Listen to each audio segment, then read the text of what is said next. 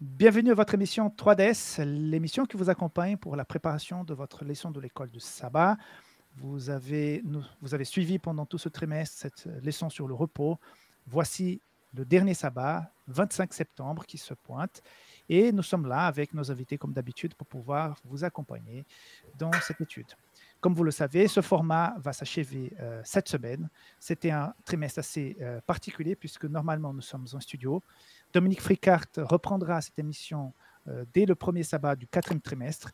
Mais en même temps, cette option nous a permis d'avoir des invités qui viennent d'ailleurs et surtout d'avoir une collaboration assez intéressante avec la Fédération adventiste de Sud de la France et la Fédération de la Belgique et de Luxembourg. Et c'est pour ça aujourd'hui que nous avons des invités qui viennent un peu d'ailleurs, comme c'est le cas d'Edouard. Donc, voici mes deux invités, Christian et Edouard. Comment allez-vous? On va bien, merci. Bon, moi, Très je vais bien. bien. Très De bien. même, moi aussi. Voilà, donc Christian vient de la Fédération de la Suisse romande du Tessin et Edouard vient de la Fédération de la Belgique et de Luxembourg. Je vais leur demander de se présenter avant que nous puissions commencer. Alors, moi, je suis Christian Gottschalk. Je suis marié depuis 30 ans avec Sarah. J'ai deux enfants. C'est plus des enfants, c'est des jeunes adultes. Et depuis tout récent, je suis pasteur de Delémont, de l'église de Bienne et de Neuchâtel. Très bien, merci Christian. Edouard. Oui, alors en ce qui me concerne, je m'appelle Édouard Aginsa, je suis marié avec Yvonne depuis une dizaine d'années maintenant. Nous avons trois enfants en bas âge, de 9, 7 et 6 ans. Et je suis pasteur dans la Fédération belgo-luxembourgeoise, pasteur à Liège et Verviers, et également, accessoirement, secrétaire général à la Fédération. Voilà. Très bien. Vous voyez que nos amis sont un peu à l'envers parce que Christian, tu es belge et tu travailles en Suisse. Hein? Ouais. Et notre ami, il est français et il travaille donc En Belgique. Mais tu es un peu suisse aussi, hein, Christian? Ouais, voilà. Je suis moitié-moitié. Ah, Voilà. voilà, c'est pour ça. OK, très bien. Bon, mes amis, vous avez vu, donc nos amis vont partager ce moment avec nous. Donc, je vous demande de partager cette vidéo pour que d'autres personnes puissent découvrir cette émission. N'oubliez pas de vous abonner sur la chaîne sur laquelle vous voyez actuellement cette émission, puisqu'il y a 3 chaînes qui la mettent en ligne. Et donc, préparons-nous parce que 3DS commence maintenant.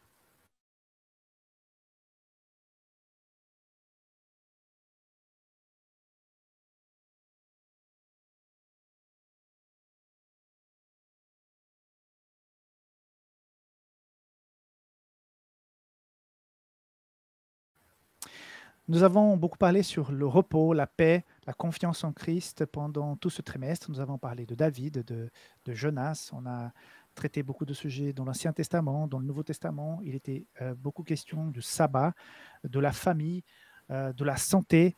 Et voici que nous arrivons à la fin de ce trimestre avec cette leçon, le repos suprême. Il est question maintenant de Matthieu 24, de Apocalypse chapitre 1, Apocalypse 14. Et nous allons donc vous proposer certaines réflexions. On ne va pas suivre, comme vous connaissez déjà un peu l'émission, on ne va pas suivre vraiment jour par jour la leçon. On va partager certaines idées qui nous viennent à l'esprit suite à nos études, à nos recherches, à notre vécu. Et on espère que tout ça va pouvoir vous aider dans votre préparation, dans votre réflexion concernant le sujet de cette semaine.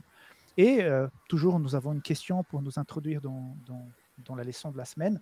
Moi, j'étais en train de réfléchir en lisant sur le salut, sur l'espérance d'être au ciel, sur le fait d'avoir une vie nouvelle qui nous attend.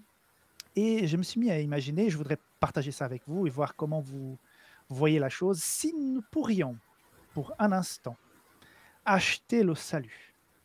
Et je me suis dit, je vais mettre un prix. Voilà, 200 000 $.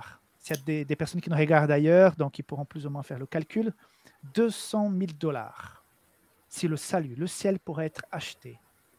Comment la société, les gens, et que le ciel était quelque chose de très réel. Donc, on pourrait même peut-être voir pendant toute notre vie les portails, hein, en se disant, est-ce qu'un jour je vais pouvoir entrer ou pas, parce que je ne sais pas si je vais pouvoir avoir l'argent pour pouvoir payer l'entrée. Comment les gens réagiraient? Comment serait la vie? Elle serait régie, je pense, autrement. Ça vous fait penser à quoi? Comment on pourrait vivre comme ça? Moi, je dis 200 000 $, c'est encore bon marché. On parle bien de la vie éternelle. Ouais. Aujourd'hui, il y a des gens qui dépensent 250 000 dollars pour aller voler 2-3 heures en espace. Hein, donc ici, on parle de la vie éternelle. OK, pour moi, ce serait une injustice énorme parce que ce serait seulement les riches qui pourraient accéder à, ouais, au ciel ou au paradis ou à la vie éternelle.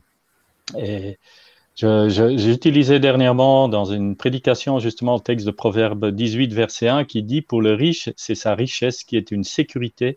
Elle le protège comme un mur de défense. Et c'est vrai que quand on est riche, on peut tout se permettre et ça augmenterait encore plus l'orgueil de l'homme. L'homme vivrait n'importe comment, il dirait, bon, de toute façon, moi j'ai payé, je vais rentrer et c'est tout bon. Et justement, le texte continue, l'orgueil d'un homme le conduit à sa perte. Hein, donc ça c'est dans la Bible. Heureusement, on n'est pas ici. Ça c'est une idée que toi tu as eue, mais heureusement dans la Bible c'est l'inverse. Hein, c'est celui qui est pauvre qui devient riche. C'est celui qui s'humilie qui devient le premier. C'est celui qui est aveugle qui va voir. Donc, heureusement que dans la Bible, c'est tout à fait à l'opposé. Et encore, hein, quand j'ai vu la question, j'ai réfléchi et je dis, ça existe déjà un peu. Hein. Il y a la cryogénisation. Hein, c'est les gens qui, après leur mort, payent beaucoup d'argent pour se faire congeler. Et ils espèrent que la science qui va évoluer un jour peut les ressusciter et comme ça qu'ils puissent vivre éternellement. Il y a Daniela Serki, ça j'avais trouvé, qui travaille à l'Université de Lausanne. Elle dit il y a de plus en plus de gens qui assument haut et fort de vouloir être immortels. Donc c'est un rêve hein, de toute personne, mais heureusement qu'on ne doit pas payer. Tout à fait. Édouard, comment tu réagis à cette proposition? En fait, cette proposition, j'ai l'impression qu'on l'a déjà eu dans l'histoire, Rickson. C'est une proposition qui a fait scandale à l'époque, en tout cas auprès de Luther. Parce qu'on disait, voilà, vous pouvez acheter votre salut, vous pouvez acheter le ciel. Alors, je ne sais pas combien c'était peut-être plus cher ou moins cher, proportionnellement à l'époque, mais c'est ce qui a lancé finalement la réforme. Donc, c'est peut-être une bonne idée en apparence, mais c'est une idée révolutionnaire dans le sens où elle remettra en cause beaucoup comment dire, de la relation que les gens pourraient avoir avec la foi, avec Dieu et avec ceux qui proposeraient une telle idée. Donc, je crois que c'est en apparence une bonne idée, mais une très très mauvaise idée finalement à la base. Que c'est une mauvaise idée, on est tous d'accord. Alors, vous voyez comme nous pouvons avoir des réactions complètement différentes. Moi, dans ma tête, je me suis dit, je pensais aux pauvres, je n'ai pas pensé aux riches. Hein. Christian, tu as tout de suite pensé aux riches, ouais. Mais j'ai pensé aux pauvres. Je me suis dit, la quantité de personnes qui mettraient, à mon avis, ça en priorité dans leur vie, je pense qu'au départ de leur vie professionnelle, de leur travail, tout centime gagné serait mis de côté pour pouvoir tout d'abord acheter ça. Et j'imagine déjà les gens qui se battraient pour chaque franc, chaque dollar, chaque euro pour pouvoir mettre de côté. J'imagine les parents faisant des fonds une fois qu'ils auront déjà acheté la leur, donc pouvoir acheter aussi le salut de leurs enfants. Et la société tournerait autour de ça. Mais une fois cette somme atteinte, je pense que la vie serait complètement non-sens. Donc, il y aurait des gens d'un côté qui se battraient pour ça, d'autres qui ont déjà obtenu, donc voilà, et qui vivraient une vie complètement hors cadre. Donc, de toute façon, la gratuité du salut en Christ est tellement grand, tellement beau, tellement énorme que ça dépasse notre intelligence et nous arrivons malheureusement, même ceux qui la connaissent, nous vivons comme si elle n'était pas très réelle, comme si la vie était tout à fait ça et que en fait, il fallait pas entre guillemets se battre pour ce salut, tout en vivant ça comme un cadeau, mais en même temps en se battant pour que d'autres aussi puissent la connaître. Et parfois, je me suis dit que on peut avoir tellement la sécurité qu'on est déjà sauvé d'un point de vue grâce qu'on ne ferait plus rien pour les autres. En même temps, il y a ceux qui pensent qu'il faut l'acheter en travaillant de plus en plus pour dire bah, je mérite. Donc, voilà, toute une réflexion par rapport au salut, mais je pense que la gratuité du salut, c'était la meilleure chose que Dieu aurait pu faire pour nous. Édouard, nous entamons cette leçon dans le chapitre 1 du livre de l'Apocalypse. Et on voit donc ce prophète Jean, qui était un des disciples de Jésus. L'autre jour, j'ai entendu parler qu'il était très, très jeune, plus jeune peut-être que ceux que l'on pense, hein, quand il était à côté de Jésus. Mais voilà, ça c'est un autre débat. Et là, il est très âgé, il a déjà vécu plein de choses. Maintenant, il est à Patmos, île que j'ai déjà eu le privilège de visiter et de connaître. Et là, il est tout seul après avoir prêché. Il est le dernier des disciples. Tous les autres sont passés à la casserole, entre guillemets, hein. Il est le seul survivant. Et puis, il est là tout seul. On ne pourrait pas avoir l'impression qu'il est un peu déprimé parce qu'il faisait partie de ceux qui étaient là quand Jésus est monté au ciel. Les deux anges viennent dans le livre des Actes, chapitre 1, dire, voilà, ce même Jésus qui est monté au ciel, vous le verrez descendre par vos propres yeux et tout ça. Et tout à coup, il est là, il est vieux, la vie est passée, et puis Jésus n'est toujours pas là. Est-ce qu'il n'est pas un peu déprimé, ce prophète? Alors, peut-être qu'il a pu être, il a pu se ressentir profondément ce sentiment de solitude, certainement. Isolé sur cette île de Patmos, seul, sans soutien, contrairement par exemple à l'apôtre Paul qui avait constamment de la visite, on peut imaginer qu'il ait pu à des moments voilà, se poser plein de questions. Mais d'un autre côté, je crois qu'il avait cette assurance de la présence du Christ à ses côtés. Le Christ avait promis, en fait, comme il a dit dans Matthieu 28, verset 18, « Je suis avec vous tous les jours jusqu'à la fin du monde ». Et donc, il avait vraiment cette assurance. Et le fait d'avoir cette assurance, je pense que cela donnait justement cette paix, cette tranquillité d'âme, même s'il vivait dans des situations troublées, dans une période très très difficile, et même si lui-même, dans sa situation, était vraiment un petit peu livré à lui-même. Donc voilà un petit peu comment je vois un petit peu sa réaction, sa position. Maintenant, si j'étais à sa place, c'est vrai que on pourrait se poser la question comment je pourrais réagir. J'espère que je réagirais aussi sereinement que lui pourrait l'être, lui qui avait connu le Christ et qui ressentait sa présence à ses côtés. En tout cas, je pense que je souhaite vraiment avoir aussi cette paix, cette confiance, même si ce retour qu'il pensait peut-être plus rapide, il avait l'impression que son maître tardait à revenir. Et peut-être que ce sentiment-là pouvait laisser une sorte de, pas d'amertume, mais un petit peu de gêne. Seigneur, quand est-ce que tu vas revenir? Je suis vieux, tous les autres sont déjà décédés, et moi je suis le dernier parmi tes disciples. Quand vas-tu revenir? Christian, comment tu penses qu'il était à ce moment-là, notre prophète? Parce qu'il va bientôt recevoir des visions qui vont le réconforter, mais à ce moment-là, il est prisonnier, il est isolé, tous les autres Ouais, sont morts. il a quand même vécu avec Jésus, hein. Il a vu le Jésus ressuscité aussi, il a vu Jésus aller au ciel, donc c'était des moments très forts, incroyables, quoi. Donc ça a dû encourager sa foi énormément. Maintenant, Jean, c'était un humain, hein, comme nous. Donc, on a des hauts, des bas, hein, comme on dit dans la vie. Et peut-être Jean aussi a connu la tristesse, hein, parfois, et des moments durs. Euh, mais effectivement, après, avec ce il va voir, avec ce qu'il va entendre, ça a dû le rebooster à nouveau. Il a vu ce qui allait venir. Et c'était un espoir, une force énorme pour lui.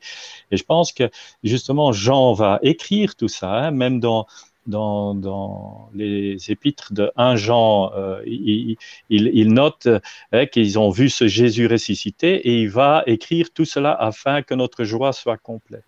Et ici aussi, ce qu'il a vu sur Patmos, il va le noter parce qu'il sait que c'est pour des générations qui vont venir après lui et il le transmet justement avec l'espoir et avec les promesses qui sont données aux gens, quoi, qui restent fidèles.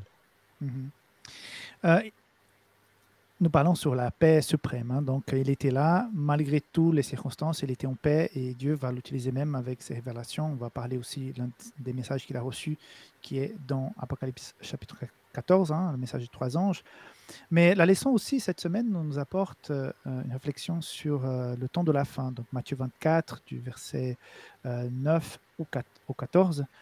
Donc, il est question de haine, tourment, trahison, séduction, faux messages prophétiques. Donc, clé pour clôturer tout ça, la mort des chrétiens, la persécution jusqu'à que des gens perdent leur vie à cause du Christ. Mais franchement, en vivant dans la société aujourd'hui telle comme elle est, telle comme on la connaît, ça paraît un peu flippant, tout ça, hein, c'est toutes ces persécutions. Et deux, est-ce que on a parfois, hein, soyons francs et sincères, est-ce qu'on n'a pas un peu l'impression que ça ne va pas vraiment arriver comme ça parce que on parle tellement de respect, d'égalité, de justice, d'amour et tout ça. Comment la société pourrait changer à un point où des gens seraient morts, mis à mort à cause de leur foi? Tu penses quoi de ça, Christian? C'est vrai que quand on lit le texte comme ça, tout tombe ensemble, ça fait peur, c'est flippant, comme tu dis peut-être. Je me souviens quand j'étais gamin, j'entendais prêcher à l'église, hein, quand j'étais vraiment enfant, et on parlait de la fin des temps, des persécutions, ça me faisait vraiment peur. Euh, il faut savoir que Jésus parle ici aux disciples. Il parle aussi de leur époque, hein. Il va aussi parler de la destruction de Jérusalem, du temple et tout ça. Et quand les disciples vont le vivre à leur époque, eux, ils vivaient la fin des temps. Quand ils ont vu le temple détruit, le Jérusalem détruit, ils pensaient que Jésus allait venir là. Et c'est pareil pour les chrétiens au Moyen Âge qui ont été persécutés, brûlés, tout ça. Eux, ils croyaient vivre à la fin des temps. Et alors, est-ce que c'est possible qu'un jour on va vivre ça? Oui, on doit peut-être tenir compte avec ça. Et même aujourd'hui, il y a des gens qui vivent ça, hein. Je regardais en préparant l'école du sabbat, l'ONG Porte Ouverte estime aujourd'hui, hein, c'est des chiffres de 2021, que 340 millions de chrétiens sont persécutés dans le monde pour leur foi. Alors, ne vivent-ils pas la fin du monde? Est-ce que nous, on n'est pas en train de vivre dans la fin des temps? Mais d'un autre côté, je pense que nous, en tant que chrétiens, on ne doit pas se focaliser trop là-dessus, hein. C'est vrai, on sait que ça peut arriver, ça arrivera, mais on doit surtout se focaliser, moi je pense, sur la bonne nouvelle, sur l'encouragement que Dieu et Jésus nous donnent. Comme le texte qui a été cité tout à l'heure par Édouard, c'est que je suis avec vous tous les jours jusqu'à la fin du monde. Et c'est là où on doit focaliser dessus, et c'est ça qu'on doit partager avec les gens autour de nous, et pas avec tout ce qui est... De toute façon, on sait que tous les jours, il y a des morts en accident de voiture, hein. Alors, si je me focalise là-dessus, je ne rentre plus dans une voiture. Donc, voilà. Donc, pas vivre dans cette attente des choses horribles qui peuvent arriver, mais dans la paix et l'assurance que Dieu va m'accompagner quoi qu'il arrive. Absolument. Édouard, veux-tu réagir rapidement? Oui, alors j'ai tendance en fait à utiliser une image pour comparer un petit peu cette fin des temps, ce qui va se passer à la fin des temps, et puis et la manière dont on perçoit cela. Quand une femme est enceinte et qu'elle doit accoucher, elle se concentre pas du tout sur les contractions qu'elle va avoir, les nombreuses contractions très très douloureuses. Ce qui la réjouit et ce qui lui fait qu'elle va passer par ce moment douloureux et difficile, c'est le fait de donner naissance à un enfant. Et de la même manière, je crois qu'on doit se concentrer aussi, comme Christian le disait, sur ce qui est positif. Et ce qui est positif, c'est pas les tensions, le stress, les persécutions, etc. C'est ce qu'il y a à la fin. Ce qui est à la fin, c'est le retour de Jésus-Christ.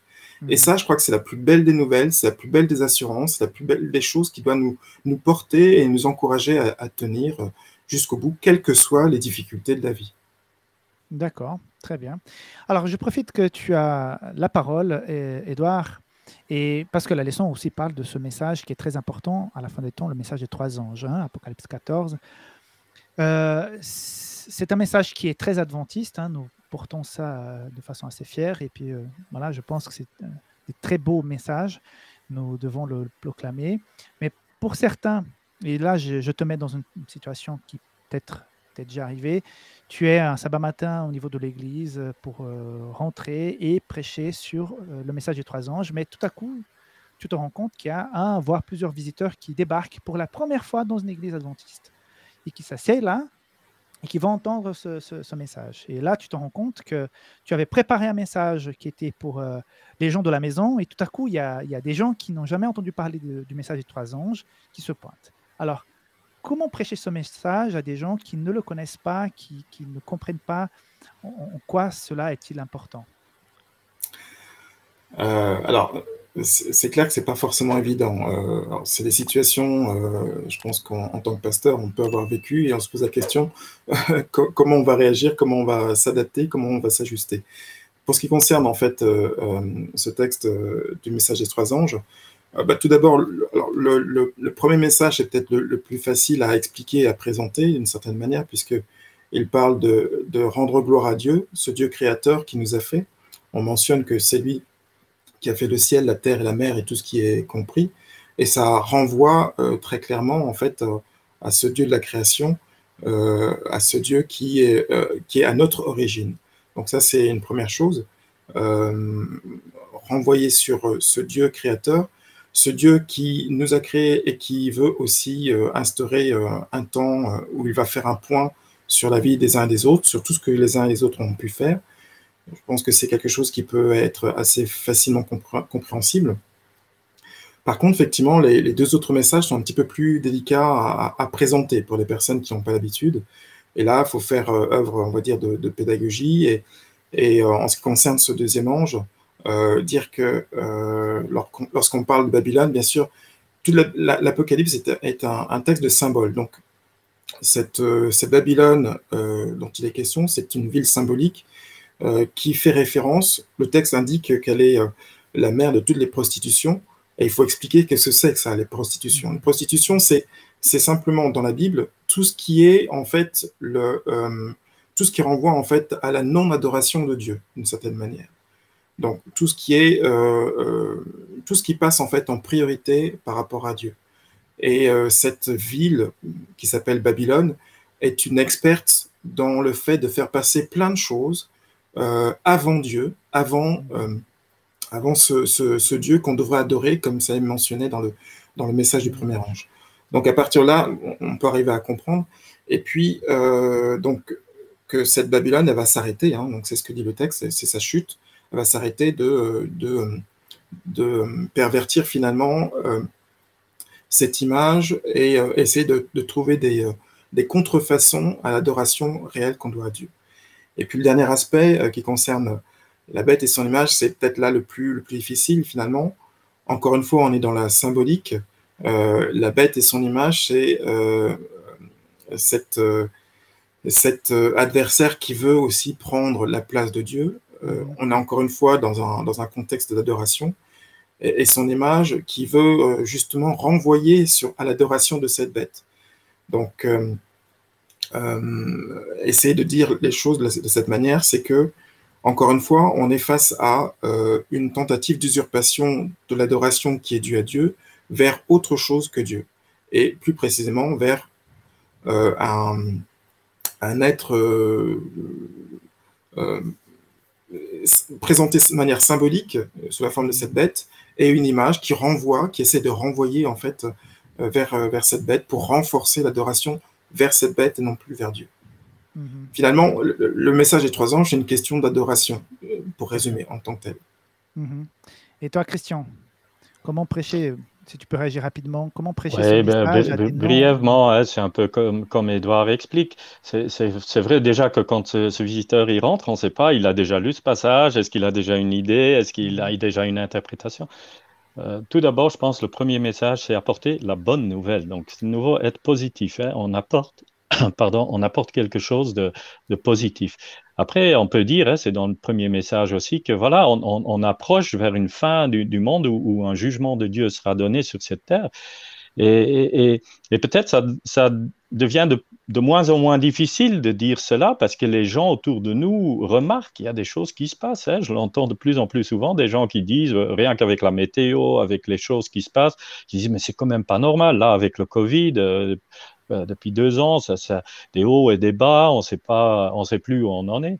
Après, en ce qui concerne le deuxième message, moi, j'irais plutôt dans le sens que voilà, il y a des puissances terrestres, les gouvernements et tout ça, ceux qui courent vers leur perte, et on le voit aussi, l'économie n'est plus stable du tout, est tellement fragile, et que c'est ces systèmes terrestres qui fonctionnent sans Dieu, et qu'on ne doit pas mettre notre confiance dans ces choses-là.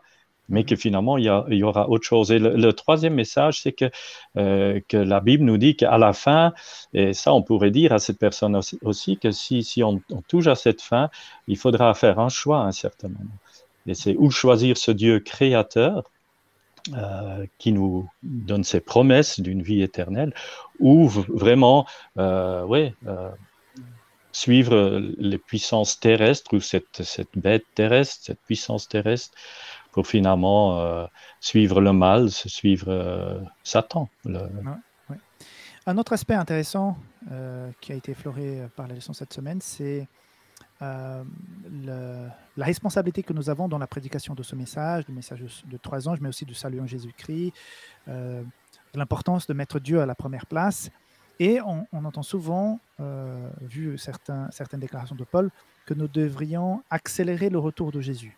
Donc, je pense que vous avez déjà peut-être même dit ça, ajouter à vos sermons ce message, de s'engager vraiment, faire son travail d'évangélisation, de témoignage pour accélérer le retour de Jésus. Christian, tu penses qu'on puisse accélérer le retour de Jésus? Comment tu comprends ça? Alors ça, c'est un débat assez délicat, hein. Il y en a qui disent on peut accélérer, il y en a d'autres qui disent non. Moi, personnellement, je pense que l'horloge, le calendrier de Dieu, il est fixé. Ça, on le voit, on le retrouve dans ses fêtes, hein, les fêtes de Dieu qu'il donne, que tout est bien fixé et tout à son heure.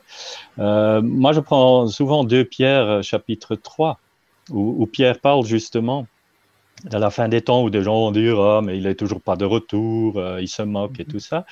Et la première chose que Pierre nous montre, c'est que déjà, le temps de Dieu n'est pas notre temps. Hein, c'est déjà différent. Et ensuite, dans le verset 9, il va dire « Le Seigneur ne retarde pas l'accomplissement de la promesse ». Donc, Jésus a dit « Je reviens bientôt ». Et là, Jacques dit clairement « Il ne retarde pas l'accomplissement ». Donc, ça veut dire qu'il est fixé. Mais dans quel sens il est fixé? Ça, on peut se demander. Quand, je prends un exemple, hein, quand on doit faire un paiement, on a généralement le temps entre 1 jour à 30 jours, hein, faire le paiement par Internet. Alors, celui qui doit recevoir le paiement, il préfère qu'on paye dès le premier jour. Hein. Donc, nous qui attendons le retour du Christ, on aimerait qu'il revienne le premier du mois et pas le 30. Mais le temps de Dieu n'est pas pareil. Et le texte nous dit qu'il a une patience, une telle patience. C'est comme si Dieu a dit, je mets le retour le plus loin possible. Hein, parce que le texte le dit aussi, il a tellement une patience afin que personne ne se perde. Hein, et je pense justement, ça ne veut pas dire que nous, on ne doit rien faire, ou on dit ce sera l'autre derrière moi. J'allais te challenger par rapport à ça, parce que si on te suit à la ligne là au départ, quand tu as commencé, c'est « Ah bon, s'il a son temps, donc je m'asseye, j'attends qu'il revienne. » Non, parce qu'à chaque époque, les gens vivent dans cet espoir qu'ils reviennent, et chaque personne doit être avertie. Donc, à chaque époque, Dieu a besoin de ses mains. Et je prends cet exemple des mains parce que dernièrement, je parlais dans une prédication justement là-dessus, avec la multiplication des pains. Hein, le pain est symbole de la parole de Dieu.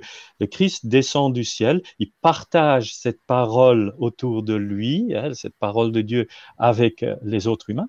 Et pendant la multiplication des pains, il donne ça dans les mains des disciples, et les disciples, à leur tour, il donne ça aux gens qui sont présents. Donc, Dieu a besoin de ses mains. En plus, c'est une demande de Dieu et du Christ que, voilà, aller dans le monde entier et prêcher. Donc, et Dieu a besoin de ses mains pour que nous puissions justement avertir le plus possible de gens afin qu'il y ait le plus ou le moins possible de pertes. Voilà. D'accord. Édouard, de façon très rapide. Alors, il faut accélérer ou pas? Est-ce que tu peux le faire ou pas? Alors, accélérer, je pense que si on disait qu'on pourrait accélérer le royaume de Dieu, je pense que ce serait le salut par les œuvres d'une certaine manière. Ça, pour moi, clairement, c'est pas possible. Par contre, participer au royaume, annoncer la bonne nouvelle, bien sûr, et chacun est invité à le faire. Je crois que dans ce sens-là, il n'y a aucune ambiguïté. Voilà. Accélérer, non, clairement, comme disait Christian, je pense que Dieu a déjà placé son temps lorsqu'il va revenir. Par contre, participer, on est tous invités à le faire, oui, bien sûr. Alors, Édouard, puisque tu es là, Je profite pour te poser cette question basée sur ce verset ici, Hébreux 10, 36. Vous avez en effet besoin de persévérance, afin qu'après avoir accompli la volonté de Dieu, vous obteniez ce que vous êtes promis. Alors, persévérance. Si nous allons bien, si nous avons un bon logement, un bon travail, nous sommes en bonne santé, si les enfants vont bien, c'est peut-être simple d'être persévérant. Mais si les choses vont mal, si je me bats contre une maladie, si je me bats pour pouvoir subvenir aux besoins de ma famille, si je me bats contre des problèmes dans le couple, tout ça. Et puis Jésus nous a promis qu'il serait à côté de nous, qu'il y aurait un ciel. Jean 14, bah, je vais vous préparer des maisons. Quand je serai prêt, bah, je reviendrai. Et puis je pense qu'il y a des gens qui languissent, hein, qui sont en attente par rapport à ça. Et puis Jésus n'est toujours pas là. Mais en quoi cette promesse, en tout cas ce qui dit Hébreux 10, 36, peut nous réconforter? Comment toi, tu vis ces promesses? Est-ce que ça te donne envie? Quels sont les aspects qui te font vivre dans l'espérance malgré les choses difficiles que parfois nous vivons ici-bas? Je pense que la première chose qui me fait, qui me fait vibrer d'une certaine manière par rapport à ce texte que tu viens de mentionner, c'est les promesses de Dieu. C'est-à-dire que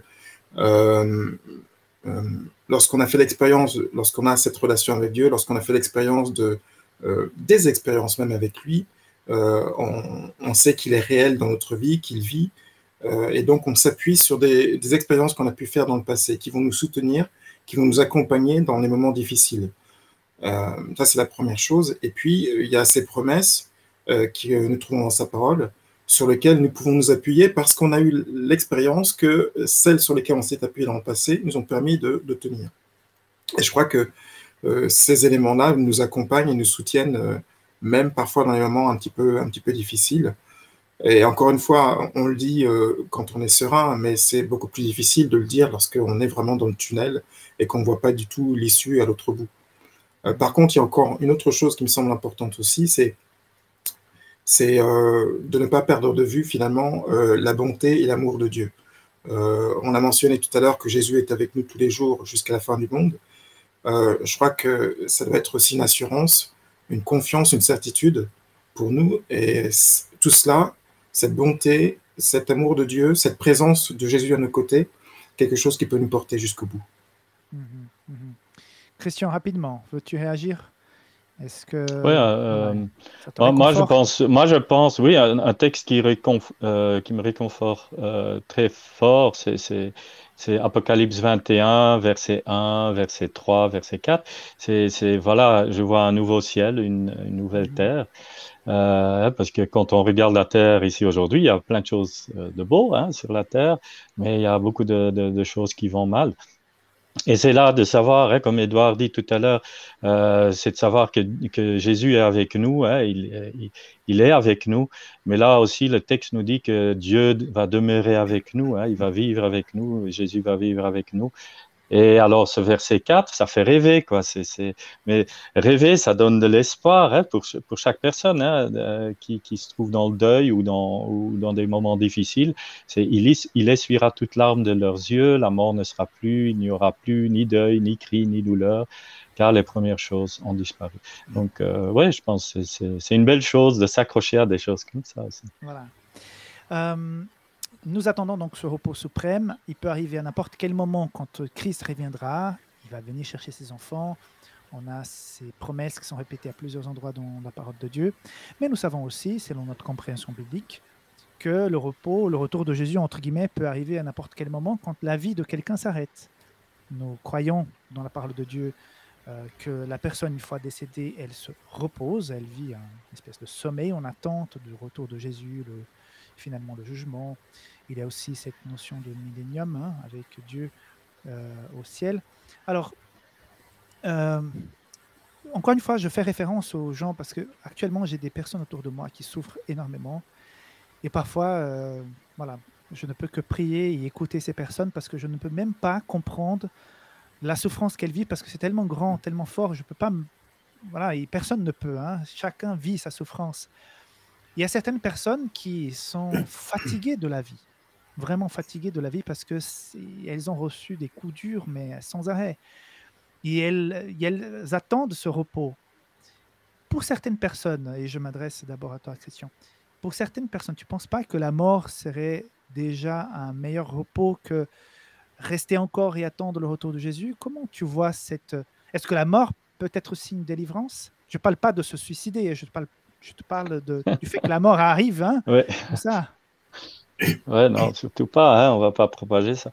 Euh, non, oui, certes, ce serait peut-être quand on parle justement de la fin des temps, des persécutions et tout ça, on pourrait dire, oh, ce serait peut-être mieux que je suis plus là, comme ça je vais pas souffrir, etc., etc. Et c'est vrai que quand quelqu'un souffre d'une maladie et qui meurt, on entend souvent dire les gens, ah, c'est vraiment une délivrance pour cette personne-là. Euh, Moi, je pense que oui, on peut. Je pense même qu'Ellen White, j'ai entendu ça une fois, je l'ai jamais lu moi-même, parce que parfois on fait dire des choses à Ellen White qui sont même pas vraies.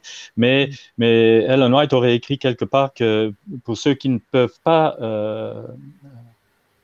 subsister pendant les persécutions, Supporter, oui. supporter, que Dieu les enlèverait avant.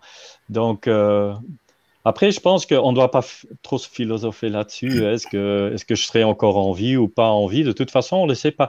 De toute façon, celui qui sera vivant quand ça commencera ou quand ça a commencé déjà aujourd'hui, comme je vous ai montré tout à l'heure, hein, dans certains pays, les gens sont déjà persécutés, mis en prison ou tués. Euh, Après, nous, les vivants, il faut traverser cette tempête. Moi, je pense le plus important, après, c'est oui, de mourir, si on meurt avant ou si on meurt après, pendant les persécutions. euh, le plus important, c'est de mourir en Christ, comme Apocalypse 14, verset 13 qui dit, heureux dès à présent les morts qui meurent dans le Seigneur. C'est ça qui est le plus important. Donc, il faut tenir, même si on est mort avant, déjà, il fallait être dans le Seigneur, parce qu'autrement, et pendant les persécutions, et je répète, hein, on ne sera pas seul, le Christ sera avec nous, on aura une force. Et comme le Christ disait aussi dans Matthieu 24, hein, quand il parle avec ses disciples, il dit il faut persévérer jusqu'à la fin. Donc c'est tenir bon jusqu'à la fin. Tout à fait. Et je profite de l'occasion, donc Christian, il a cité un commentaire, une déclaration d'Ellen White que j'ai déjà entendue à plusieurs reprises. Mais j'invite ceux qui nous regardent maintenant à nous aider à la trouver. Donc, si vous êtes accoutumés à lire Ellen White, vous êtes habitués, vous pourriez peut-être nous aider à trouver cette référence. Hein, parce que parfois, il y a des choses qui sont dans les manuscrits qui n'existent pas en fait d'Ellen White. Parce que parfois, on sort des phrases qu'elle n'a jamais dites. Donc, j'invite à ceux qui nous regardent maintenant à nous aider à trouver cette déclaration où est dans ces écrits, où est-ce qu'on pourrait trouver cette déclaration comme quoi certains vont se reposer avant la persécution qu'il y aurait à la fin des temps. Donc, Édouard, une brève réaction par rapport à ça? Oui, alors c'est toujours très très difficile de pouvoir accompagner quelqu'un qui sent que sa vie part.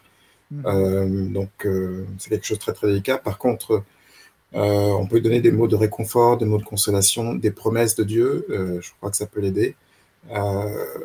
Juste pour revenir sur cette citation, sans parler de la citation elle-même, mais quand on étudie en fait ce qui s'est passé avant le déluge, avant l'arrivée de ce déluge avec Noé, on voit que son père, Lémec, est mort 2 ans avant le déluge. Et pour moi, quelque part, ça rejoint effectivement cette citation d'Ellen White. Et j'y vois une sorte de confirmation dans le texte de ce que Noé, en fait, avec son père, a expérimenté avec son décès prématuré, le décès prématuré de son père. C'est d'ailleurs celui qui meurt le plus tôt, il a une vie la plus courte, 100 et quelques années, au lieu de 700, 800, 900 ans pour tous ceux qui étaient avant lui ou même après lui. Et donc, Édouard, parlons maintenant du ciel. Hein. Nous qui connaissons la parole de Dieu, qui l'étudions, nous avons toujours donc cette promesse qui est devant nous. La leçon de ce trimestre parle à plusieurs reprises, dans plusieurs semaines, sur le ciel. Finalement, on sera en paix, ça sera la paix suprême, ça sera la demeure pleine de paix et tout. Mais en même temps, il est dit que très peu de personnes, hein, Jésus dit lui-même que très peu de personnes, le chemin est étroit, hein, arriveront à ce ciel. Et puis, c'est tellement dommage parce que c'est tellement beau, tellement géant ce qui est prêt pour nous. Et on se demande, mais qu'est-ce qui pourrait faire en sorte que moi, connaissant tout ce que nous connaissons au travers de la parole de Dieu, comment pourrais-je louper ça? Qu'est-ce qui ferait en sorte que les gens loupent cette occasion, loupent le plus grand cadeau que quelqu'un puisse recevoir après donc, la mort de Jésus? C'est le résultat de l'avoir accepté, donc ce cadeau qui est au ciel. Qu'est-ce qui pourrait nous enlever ça? Alors, peut-être juste avant de répondre à ça, je me rappelle en fait cette citation de Paul qui dit, voilà, le juste se sauve avec peine. Et c'est vrai que pour le croyant, enfin, c'est pas un effort, mais c'est quelque chose qui demande un engagement certain. Maintenant, qu'est-ce qui peut nous faire perdre le ciel? Eh bien, je crois que c'est précisément cette perdre de vue cette relation avec le Christ.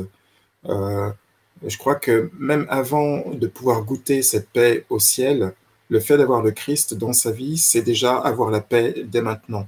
Et ça, c'est quelque chose qui, quand on a goûté, en fait, on n'a plus envie de s'en séparer parce que voilà, c'est quelque chose qui nous remplit et qui nous apaise.